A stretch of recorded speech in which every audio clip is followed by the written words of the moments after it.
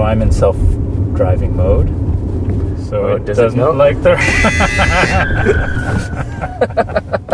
You okay? Yeah, oh yeah. There's something unsettling to a lot of people about self-driving cars. The idea of putting your life in the hands of a machine that has to make split-second decisions at 55 miles an hour can be disconcerting. But one of the major promises made in the move towards autonomous cars is that they will be much safer than cars driven by humans. So why the disconnect? Why do we sometimes bristle at this kind of technology? Today we're going to explore a human tendency to mistrust algorithms that are designed to make decisions for us, even when they make those decisions better or more accurately than we do.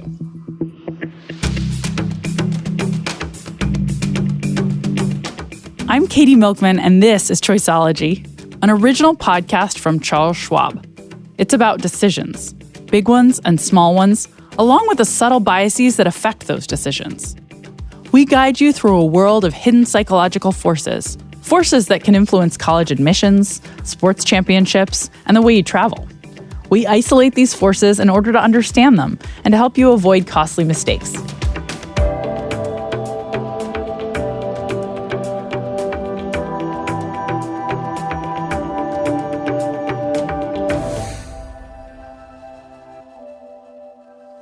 So full disclosure on this first story, I'm based in Philadelphia, so I may have certain allegiances.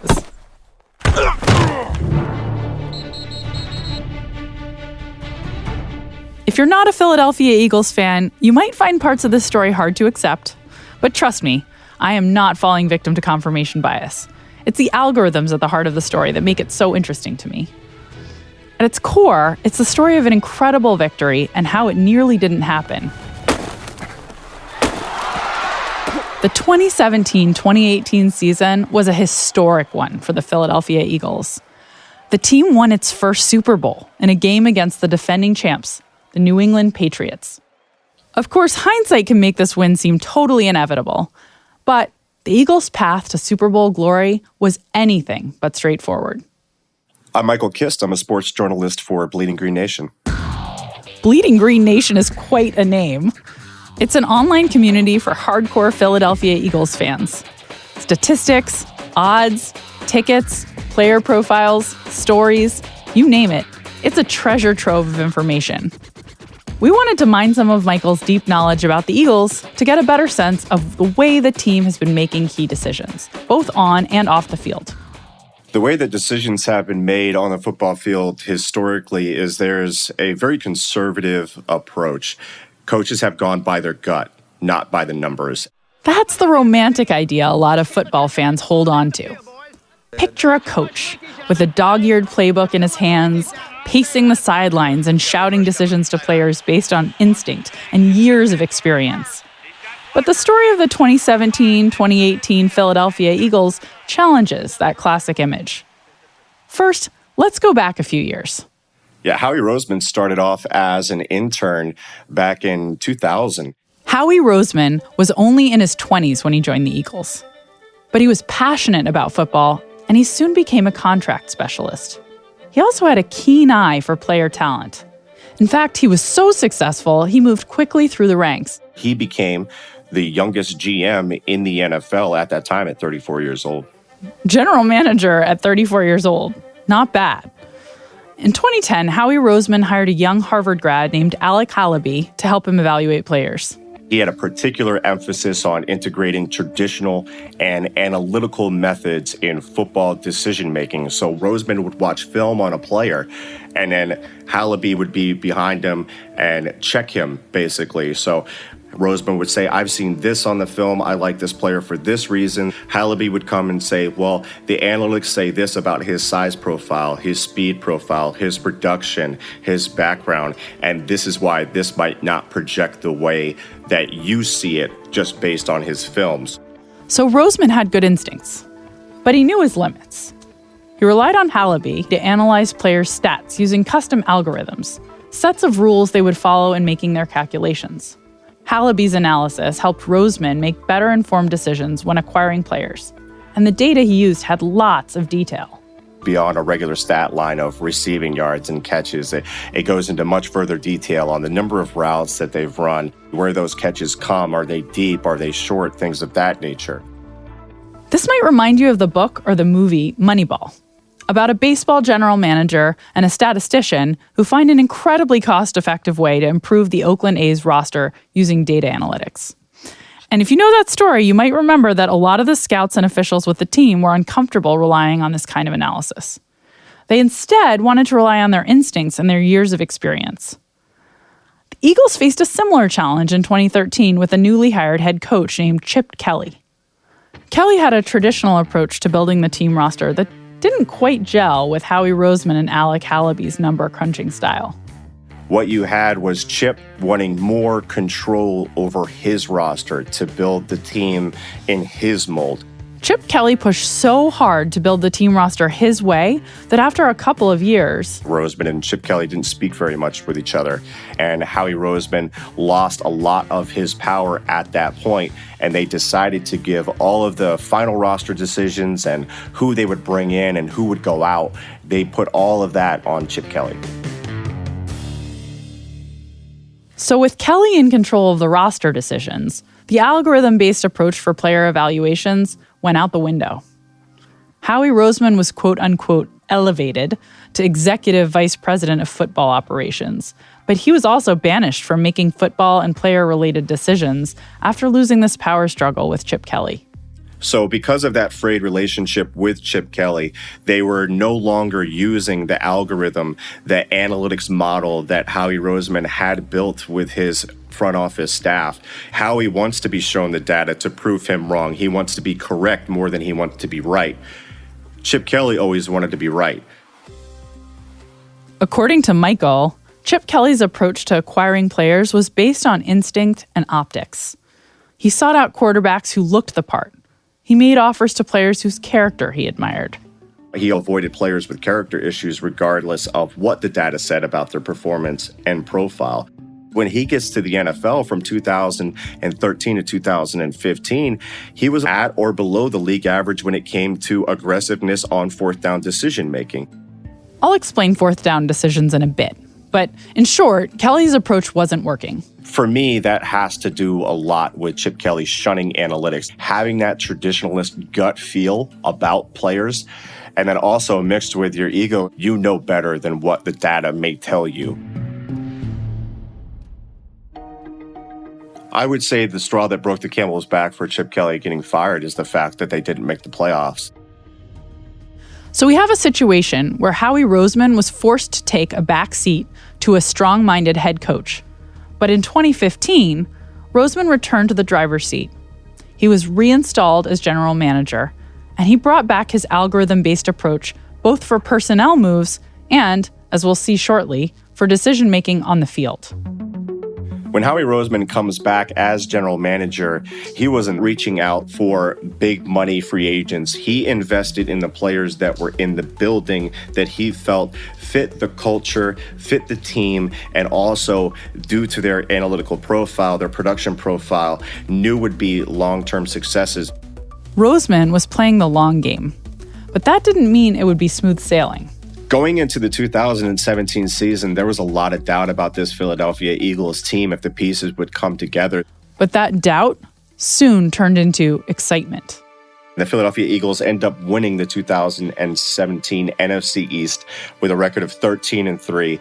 The team did much better in the regular season than in previous years. But they were still underdogs going into the playoffs because they'd lost quarterback Carson Wentz to an injury. Still, they played like hell, ultimately making it to the Super Bowl against the New England Patriots.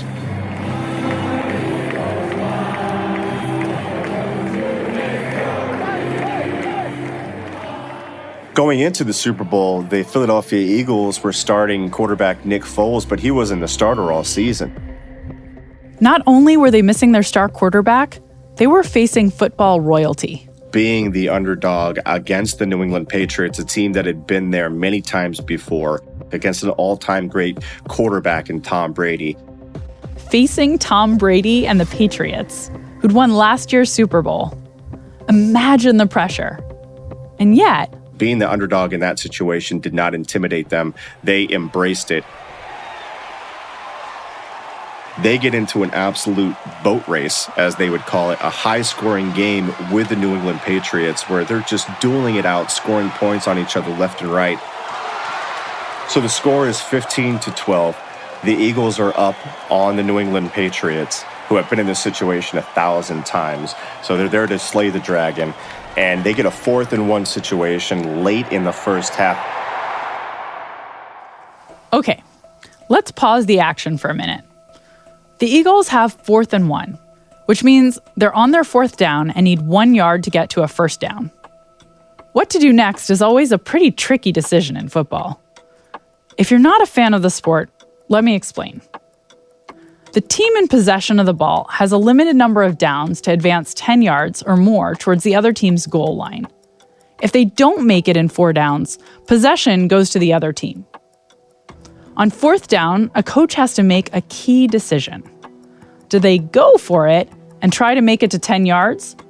It's a risky bet, because if they don't make it, they'll lose possession to the other team right where they are. But if they do make it, that will reset the downs back to first and allow them to keep trying to score a 6-point touchdown.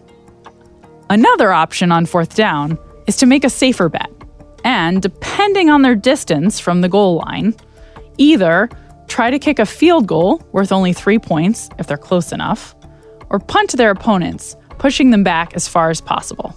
Lots of coaches would try to punt or try a field goal in this situation. But the algorithm that the Eagles used suggested that going for it on 4th-and-1 was worth the risk more often than not in this kind of a situation. Okay, back to the action. It's 4th down and 1. Chip Kelly's successor, Coach Doug Peterson, has a big decision to make. Nick Foles, their quarterback, strides over to the sideline. He looks Doug Peterson in the eyes. He says, "You want Philly, Philly," which was their trick play, something that they had installed very late in the process in preparation for this game. And there's a dramatic pause, and Doug Peterson looks Nick Foles in the eyes, and he says, "Yeah, let's do it." The play itself, they run a reverse to a tight end, Trey Burton, who was actually a college quarterback as well. And he passes to Nick Foles in the corner of the end zone for the touchdown. Yeah, and the analytical model obviously played a big part in their decision to go for it with the Philly. Not necessarily the trick play, but just for the aggressiveness in that situation. Their game-winning chance increase if they were to make it on 4th-and-1 there for the rest of the game would be exponentially higher than it would be with just a simple field goal. They have the lead for most of the game. However, they do give Tom Brady one last chance to get back in it. And normally in these situations, most NFL fans know what's going to happen. They've read this script 100 times. And late in the 4th quarter, with over 2 minutes remaining, Tom Brady, down 5 points, the score's 38-33 with the Eagles in the league, takes over on offense. And we've seen this 100 times before with Brady. He's marched right down the field in crucial situations. He's had some of the most game-winning comebacks in NFL history and has done it before in the Super Bowl in the primetime moments. So he drops back and the ball is knocked out of his hand. The Eagles recover and it's pretty much over from there.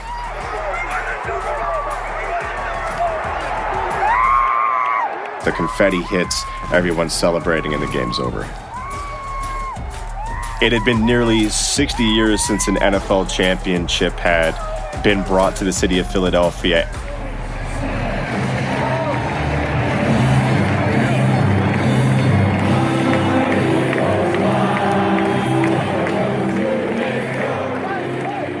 There are so many factors that influence the outcome of a game like this. But key decisions made long before the game in terms of building a roster and decisions made during the game, like taking a risk with their trick play on a 4th down, these decisions had a material impact on the outcome. Algorithms to help choose players. Algorithms to help decide which plays to make on the field. These data processing tools were instrumental in the Eagles' success. The reaction from the football world with the Philadelphia Eagles was one of refreshing change. one that was more accepting to the analytical models that people didn't believe could work in the NFL. It was a wake-up call for the rest of the league, that they could use these things successfully, that they could be more aggressive. The Eagles Super Bowl win shone a light on how useful analytics could be, not just on fourth downs, but for the entire game. Michael Kist is a journalist and contributor to Bleeding Green Nation. If you're a Philadelphia Eagles fan, or you're just curious about the team, I've got a link to Bleeding Green Nation in the show notes and at schwab.com/podcast.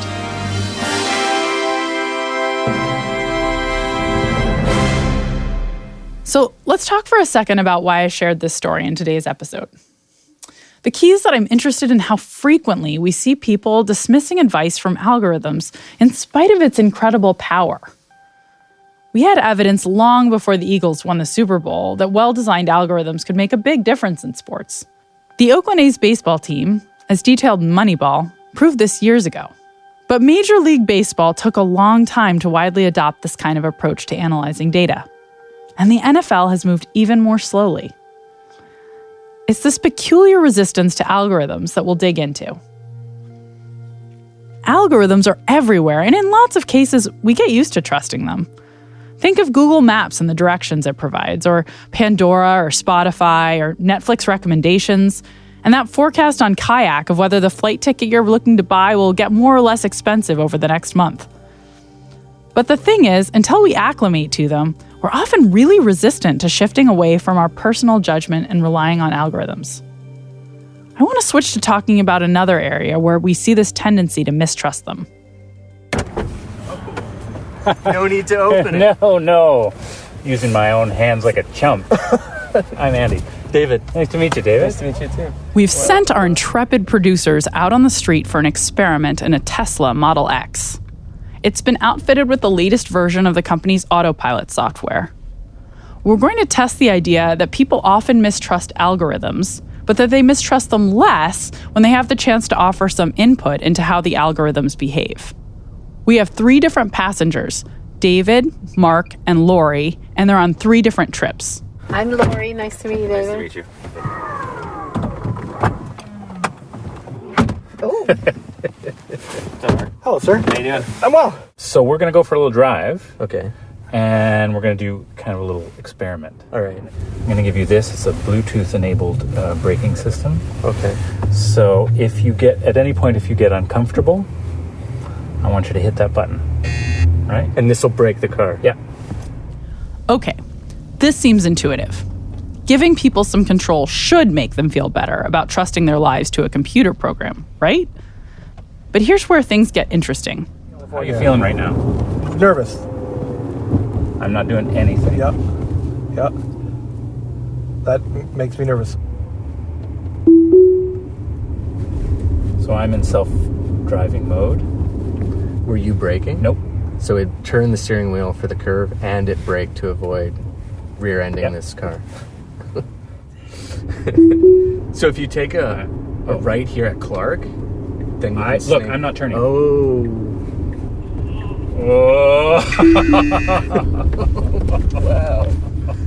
Wow. That was good. So it was already braking by the time I hit the button. I think so. Yeah. I think so. I think it made the decision before you did. Yeah. Full disclosure, that Bluetooth-enabled braking system was just an iPhone with a buzzer app.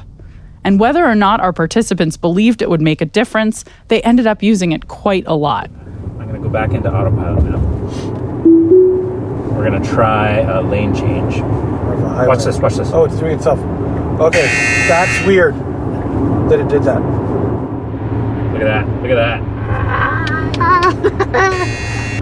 So Star Trek.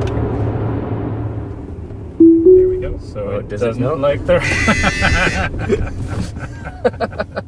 You okay? Yeah. Oh, yeah. Again, we didn't actually hook up a Bluetooth braking system. While the autopilot feature made the right choices most of the time, the illusion of control did make our passengers feel a bit more comfortable. But here's the question. If it could be proven, so if we had the data to show that the self-driving car always made better decisions than a human being, do you think you'd still want some level of control? Yeah, definitely. But I think that what could mitigate that is if I experienced driving in an automated vehicle and it was in situations where it made the right choice over and over again, then I would feel far more comfortable. So a little bit of control and lots of exposure to self-driving cars performing well could go a long way to ease people's reservations about the technology. But the thing is, in most data-rich domains, algorithms far outperform humans. So adding human input often diminishes an algorithm's effectiveness. Maybe hitting the brakes in a moment of panic isn't always the best decision. Maybe the car could better avoid a collision by steering. Or maybe the human in the equation didn't notice a car behind them, and hitting the brakes might have caused a collision. But even when we have all the data proving that an algorithm performs better without human intervention, people still want control. It makes them feel better. Why is that? This relates to research by some of my friends at Wharton and the University of Chicago on a bias called algorithm aversion. Cade Massey is a scholar who sits down the hall from me at Wharton, and he's co-authored some incredibly important research on algorithm aversion with Joe Simmons and Berkeley Dietforst. I asked Cade to visit me in the studio to help explain this phenomenon and the research behind it. First, I'm really interested to know what sparked the idea to study this topic. Oh, very much life experience with people who have algorithm aversion. Because when you're an analytics person, you're basically peddling algorithms. And the reason I got into analytics is kind of to improve human judgment. I studied decision making at the University of Chicago. I know how biased people are. And analytics aren't a panacea, but they're a good counterbalance to some of the foibles of human decision making. So you walk into a situation, whether it's an individual or an organization, you might have some good numbers on some topic that's important, and you think, well, I've got data, I've got a model, I've got a way they can improve their decision-making. But people's reluctance to cede any decision-making to the model is a real problem. And it's frustrating if you can see the value of the model. So what's the reason for this bias? So this is one of the things that motivated our research. It was understood that people resisted algorithms, but we wanted to understand why, and then we wanted to understand, can we do something about it? There's almost certainly many reasons that people resist it. I mean, the most intuitive one is that they don't like giving up control. When we dug into it, we discovered that there's some other elements at play that seem to matter a lot. And the one that we focus on in our first paper is that people are just harder, they're less forgiving of models when they make mistakes than they are forgiving of humans when they make mistakes. And in most difficult domains and most challenging domains, there are going to be mistakes. And so you have a model that makes a prediction, even if it comes out right most of the time, sometimes it's going to be wrong. When people observe that, they lose confidence in models in a way that they don't lose confidence in individuals. They abandon them more quickly than they abandon humans, even when they're performing better than the humans, because they're less forgiving of them. So that, of course, just raises the question of, okay, why? There's lots of little reasons, and we don't have a big, easy one. But there are things like they expect that models can't learn as well. They also are reluctant to give up on finding the exceptions. People like the exceptions, and they realize that the models aren't going to be good at finding this one thing, this outlier that needs to be treated differently. And these are reasonable reservations to have about models, but they apply them even in domains where the model's performance is superior. Even when it's transparently superior, they bring these reservations, and as a result, they do worse because they continue to resist the algorithm. But this isn't a totally irrational bias, is it? No algorithm or model is ever perfect. Models are imperfect. I mean, they are by definition a reduction of the actual, phenomenon. And you sometimes throw out good stuff when you reduce that way. So if you know the model really well, you know the weaknesses of the model. And so the people who build these models should be the most humble about them because they should know the weaknesses. Cade, what's an example of an empirical study you've done where you saw this bias? We asked participants to forecast the performance of MBA applicants. And in some conditions, they made their own forecast. In other conditions, they watched a model that was built for this purpose. After 10 or 15 rounds of this, we then said, okay, now let's make some forecast for real. We'll pay you based on how well you do. The choice is, do you want to use your own judgment or do you want to use a model? And what we found was those who had seen the model and therefore seen the model make mistakes were much less interested in using the model than people who had it available but had never seen it perform. We didn't see the same pattern with human judgment. And this is an error, right? So they should be using the model because the model's more accurate than human judgment in this case? In this domain, the algorithms, the models do better, and so it's a mistake. And we can even isolate those people who see both themselves and the model perform, and so it's transparent that the model is doing better than them, and they still go with their own judgment because both are imperfect, and they're harsher in their judgment of an imperfect model than they are in an imperfect human judge. And if they'd only use the algorithm, they would have earned more money in your study. In every case, in every condition we've run, they perform better if they lean on the model. Okay, so final question, final Jeopardy. Tell me about what we do. How do we fix this? What can we do about algorithm aversion? So this was the natural question that we dove into once we kind of pinned down one of the mechanisms driving it. And the one that we found most powerful and that we've demonstrated pretty clearly now is to give people some control. What happens is that if you don't let them refine it, they're not very interested in the model. They'd rather use human judgment. But if you let them move at 10%, all of a sudden they're much more interested and open to the model, so they use it more often. And the interesting bit, though, is what happens if you only let them use 5%. Almost the exact same percentage still use the model. And if you go to the 2% condition, almost the exact same percentage of people still want to use the model. It's just the ability to put their hands on it, essentially, to have some influence. I think it's a very general lesson for algorithms. You don't want to get into situations where you're forcing people to take the model, imposing the model, basically asking them to cede decision rights entirely to the model. You want them to interact with it in some way, have some say in it. So it feels a lot like our experiment with the self-driving car. It's been a while since I've thought about cars, but if I was going to advise people who built these cars or who wanted to persuade people to use the cars, you've got to give them either real control or the illusion of control. And it doesn't really require it that much. It's just that they want the ability to override in certain circumstances. They want the ability to influence. Even if it's just a little bit, I would expect it to make a big difference. That's great. And again, the models are better performing than the people. So giving people the ability to tweak them means higher take up, which means better outcomes for forecasters. That's the thing. It's kind of a second best solution. You can't get first best. You can't get enough people to use the model perfectly. So you allow them to degrade the model. They make the model worse off. But so many more of them are willing to use the model, given that option, that overall they do better. Cade, thanks so much for doing this. Thank you. You bet. Cade Massey is a professor of practice at the University of Pennsylvania's Wharton School of Business. And he's also the guy who turned us on to the Philadelphia Eagles story through his work in sports analytics at Massey Peabody Analytics. You can find links in the show notes and at schwab.com/podcast. I'm Katie Milkman, and this is Choiceology, an original podcast from Charles Schwab.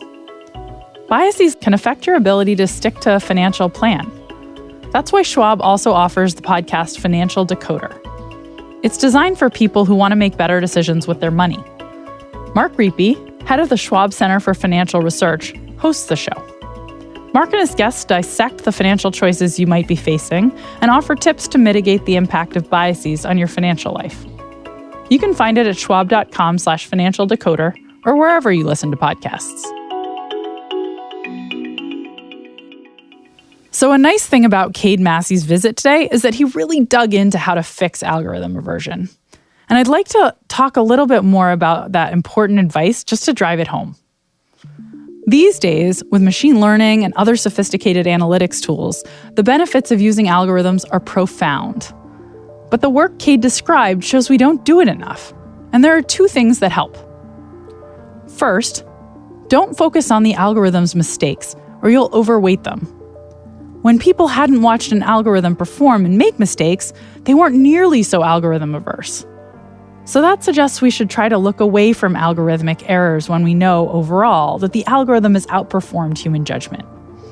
After all, people make mistakes too, so expecting infallibility is just too tough of a standard. Second, if we give ourselves or others even the tiniest bit of leeway to tweak an algorithm's forecast or recommendation before using it, we'll be more open to adopting algorithms. Since those tweaks actually degrade performance, the important thing is not to allow too much room for human interference. Just enough to give people the comfort they need to adopt an algorithmic approach, which research suggests can be quite small. So for all those self-driving car companies out there, give us some buttons to press.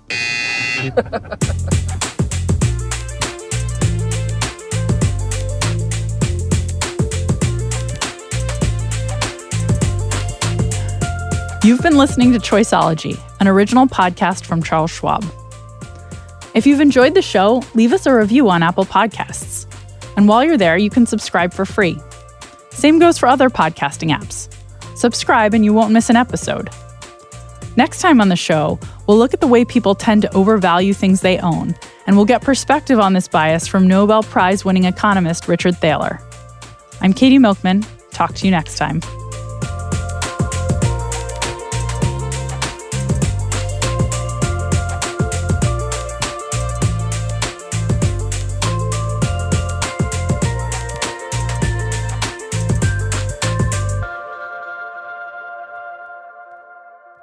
For important disclosures, see the show notes or visit schwab.com/podcast.